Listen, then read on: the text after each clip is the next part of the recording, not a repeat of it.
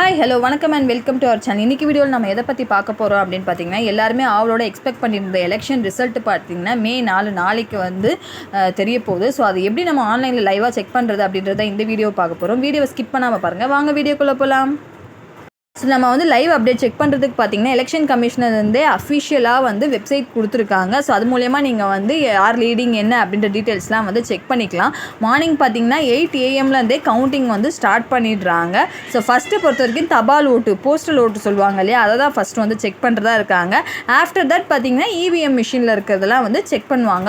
So நீங்கள் complete leading எல்லாமே நீங்கள் செக் பண்ணோம் அப்படின்னா அவங்க கொடுத்துருக்க அஃபிஷியல் வெப்சைட் மூலயமா, அப்படி இல்லாட்டி ஆப் மூலயமா நீங்கள் வந்து செக் பண்ணிக்கலாம். ஸோ வெப்சைட்க்கு ஃபஸ்ட்டு வந்து குரோம் உள்ளே போய்க்கோங்க. அதில் போயிட்டு result.eci.gov.in அப்படின்ட்டு போட்டிங்கன்னா அவங்களோட அஃபிஷியல் பேஜே ஓப்பன், அதில் போய் நீங்கள் செக் பண்ணிக்கலாம். ஸோ நீங்கள் பேஜில் பார்த்தீங்கன்னாலும் தெரியும், அசாம், கேரளா, பாண்டிச்சேரி, தமிழ்நாடு, வெஸ்ட் பெங்கால் 5 ஸ்டேட்க்கு பார்த்தீங்கன்னா நாளைக்கு வந்து ரிலீஸ் பண்ணுறாங்க. ஸோ நமக்கு தமிழ்நாடுன்றதுனால தமிழ்நாடு கிளிக் பண்ணிங்கன்னா நாளைக்கு ரிசல்ட் கவுண்டிங் ஸ்டார்ட் ஆனால் நமக்கு அதில் லீடிங் என்ன அப்படின்றத லைவ் வந்து நம்ம தெரிஞ்சுக்கலாம்.